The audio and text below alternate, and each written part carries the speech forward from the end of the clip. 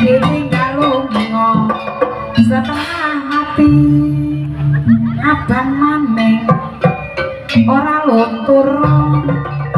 wong sing ijo antar mabure bocah manik kok ora nguyur lah wong duwe bojo ora tau mulih